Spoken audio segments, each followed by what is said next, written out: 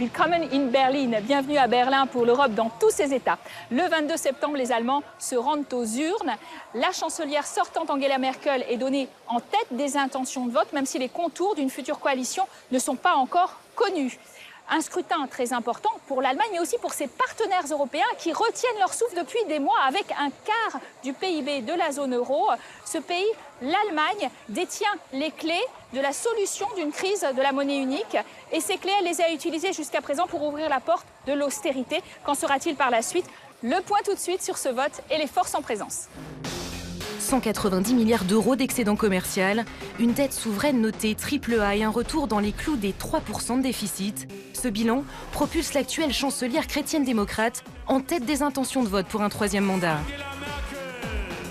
Face à elle, le social-démocrate Pierre Steinbrück reste pourtant convaincu de faire mentir les sondages.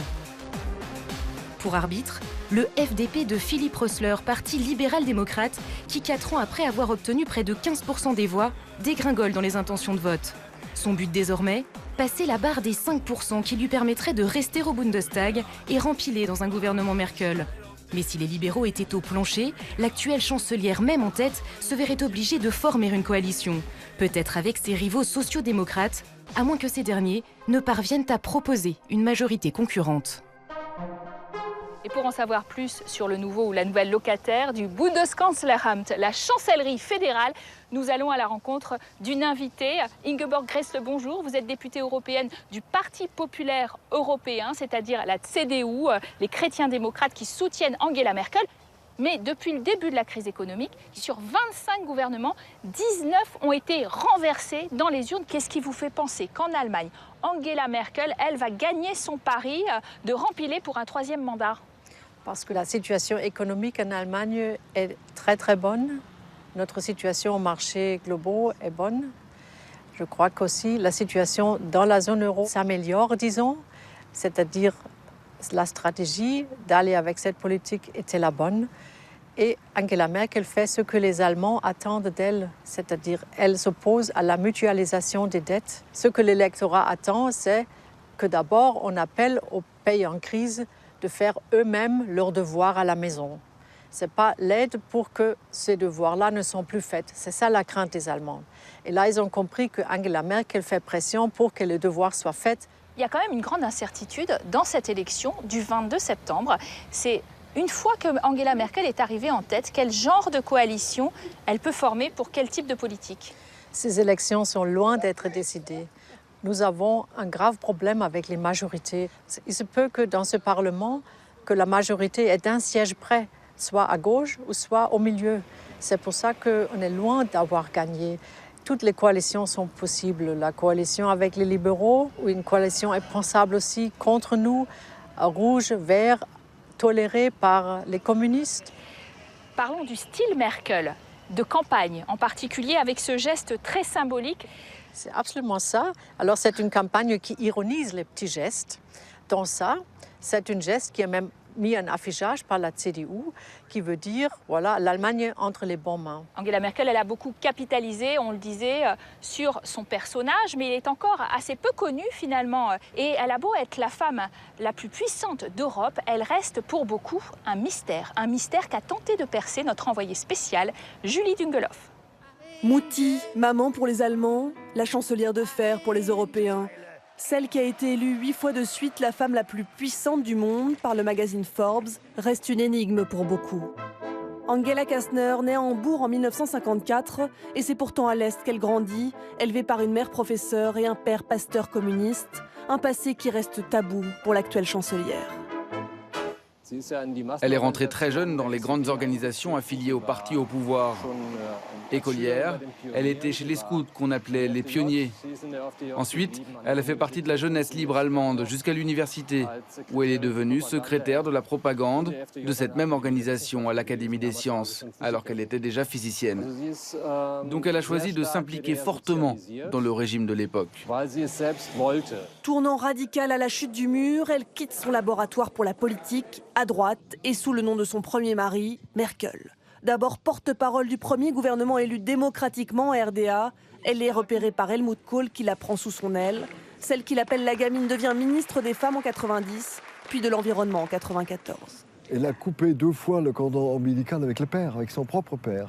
En 90, elle entre dans le gouvernement Kohl, vis-à-vis de son père, qui est un pasteur de gauche, assez proche des communistes, s'il en veut. C'était la première rupture. Et ensuite, la deuxième rupture a été lorsqu'elle a coupé le cordon ombilical avec Kohl, pour une question de pouvoir. 10 ans plus tard, elle trahit en effet son mentor et prend sa place à la tête de la CDU, profitant du scandale sur les financements occultes du parti. Dans son parcours politique, elle a su se montrer très calculatrice, très stratège. Elle sait exactement ce qu'elle veut, elle se fixe des objectifs à long terme et fait preuve d'une ténacité hors du commun. Stratège et tenace dans la poursuite de ses objectifs politiques, cela la propulse rapidement au sommet de l'État. En 2005, elle devient la première femme élue à la chancellerie. Si son style sobre et prudent rassure les Allemands, cela fâche souvent ses partenaires européens. À Bruxelles, on lui reproche sa rigidité, sa lenteur dans la prise de décision. Son endurance lors des sommets européens lui ont même valu le surnom moqueur de reine de la nuit. Madame Merkel n'a pas de vision européenne, contrairement à Helmut Kohl, qui était un ardent européen. Cela signifie naturellement que les États membres doivent s'adapter à un autre style de politique qui place les intérêts allemands au centre et fait passer la solidarité européenne au second plan. Si Merkel paraît inflexible aux yeux de ses interlocuteurs, c'est qu'en bonne scientifique, elle a fait de l'Europe son laboratoire. Je me souviens, une fois au début de la crise, ça devait être en 2010 ou 2011, elle essayait de nous expliquer la crise, elle nous disait « Vous ne trouvez pas cela fascinant? Si nous prenons une décision ici en Allemagne ou en Europe, cela a un impact en Chine ou aux États-Unis. » Elle était vraiment très enthousiaste à l'idée d'analyser la crise. Et je crois que c'est typiquement une approche scientifique. Pour adoucir son image et se montrer proche du peuple, celle qui se présente pour son 3e mandat n'a pas hésité à se raconter sur un nouveau site internet. Durant cette campagne, elle va même jusqu'à livrer des anecdotes très personnelles aux journalistes, un tournant radical dans sa communication. Elle nous a raconté qu'elle faisait souvent des gâteaux pour son mari et qu'il se plaignait toujours qu'elle ne les sucrait pas assez. Cela, bien sûr, n'est pas une anecdote importante, mais cela montre qu'elle souhaite être considérée comme une épouse normale, une femme normale. En tête dans tous les sondages, Angela Merkel pourrait bel et bien rempiler pour un 3e mandat à la tête de la première économie de la zone euro. Elle réussirait alors l'exploit d'être la seule dirigeante européenne à survivre à la crise.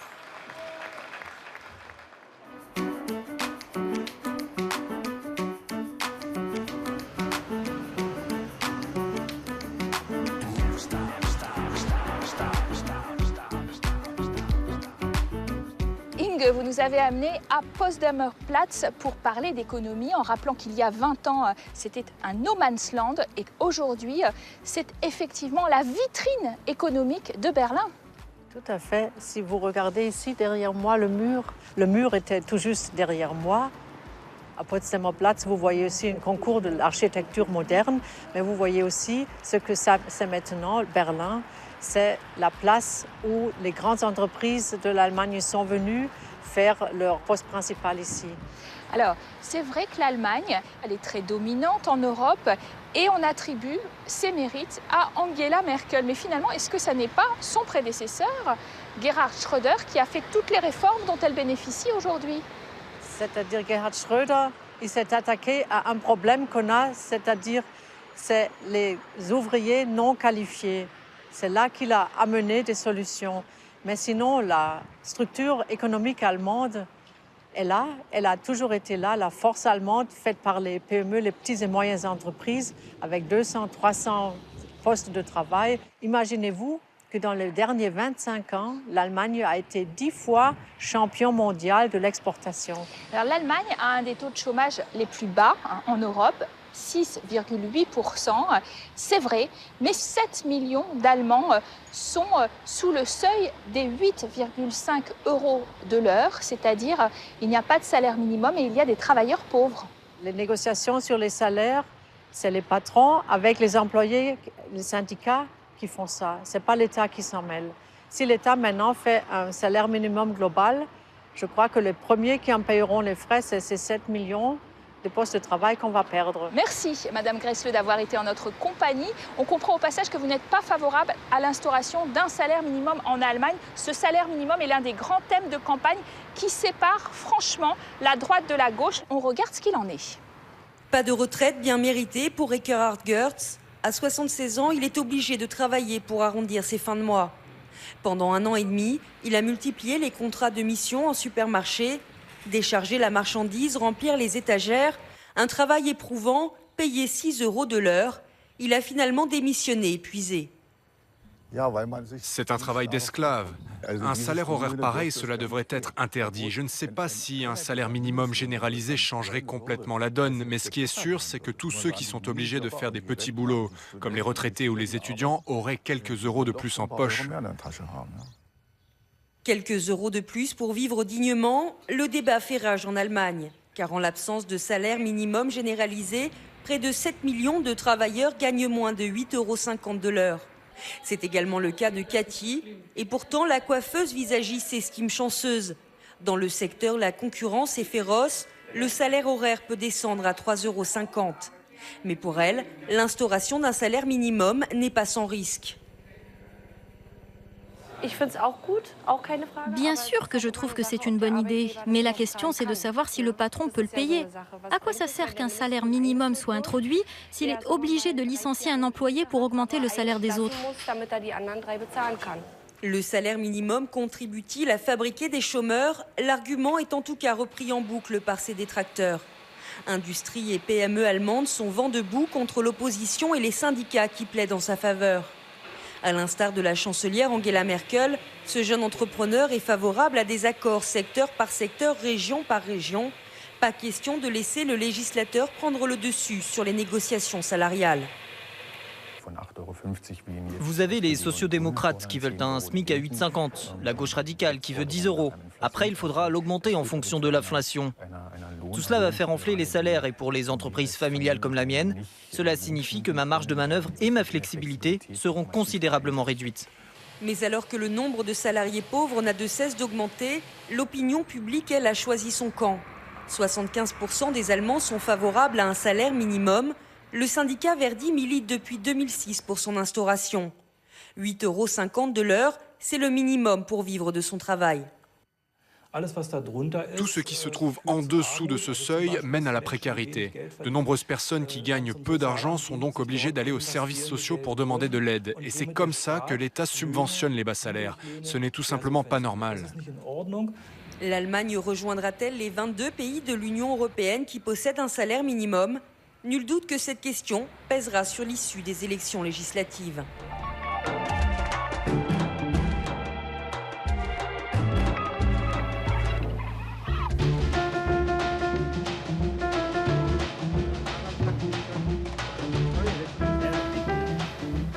Pour poursuivre notre découverte de l'Allemagne, nous sommes maintenant en compagnie d'Alexander Graf Lambsdorff. Bonjour Monsieur Lambsdorff. Nous faisons un tour du côté de chez les libéraux cette fois-ci puisque vous êtes FDP. Vous faites campagne pour entrer en coalition avec les chrétiens démocrates. Alors quel est le thème de campagne par lequel le FDP espère donc dépasser les 5% pour rentrer au Bundestag, aller au-delà aussi et convaincre les électeurs? C'est de souligner le succès remarquable de l'Allemagne dans ces dernières quatre années. C'est un projet d'une croissance économique, c'est un projet de compétitivité dans la mondialisation, parce que nos entreprises, ils sont actifs dans tout le monde, mais aussi la protection des données privées. Avec le scandale de la NSA, des Anglais et des Américains, en Allemagne, on est beaucoup plus sensible pour ça. Et pour notre parti, pour les libéraux, la sphère privée, c'est toujours quelque chose de très important. Bonn, c'est votre ville et c'est surtout la ville qui, avant la chute du mur, était la capitale de l'Allemagne. Et on s'en souvient, il y a eu après ce grand déménagement vers Berlin. Que reste-t-il à Bonn? C'est une question qu'on se posait à l'époque aussi, le déménagement du gouvernement. On pensait, bon, la Rhénanie, Bonn, Cologne, on aura des difficultés. Ce n'était pas le cas vraiment. C'était les anciens services publics, la poste, la télécommunication, qui étaient organisés dans les ministères, qui ont été privatisés. Et maintenant, à Bonn, nous avons Deutsche Telekom, avec T-Mobile, vraiment quelque chose de global, et aussi Deutsche Post, qui avec DHL a un service express qui est aussi global. Mais aussi bien sûr, il y a notre petites et moyennes entreprises qui ont toujours été ici et qui sont vraiment dynamiques aussi. Dont une que vous vouliez nous faire visiter parce que vous êtes peut-être un peu gourmand. Hein. Il s'agit d'une marque que nos téléspectateurs connaissent bien, Haribo. Très bien. Et